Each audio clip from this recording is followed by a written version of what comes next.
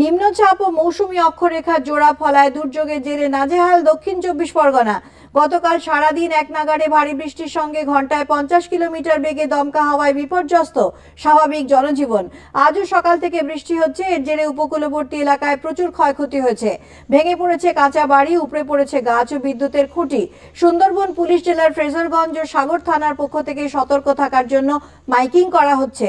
নদী ও সমুদ্রে কোনো নৌকা ট্রলার নিয়ে মাছ ধরার ওপর নিষেধাজ্ঞা জারি করা হয়েছে। প্রয়োজনে বাসিন্দাদের পাকা বাড়িতে আশ্রয় নিতে বলা হয়েছে। বকখালিতে সমুদ্রে নামতে পর্যটকদের নিষেধ করা হয়েছে। প্রতিটি ব্লকে পর্যাপ্ত ত্রাণ মজুতের নির্দেশ দিয়েছে জেলা প্রশাসন।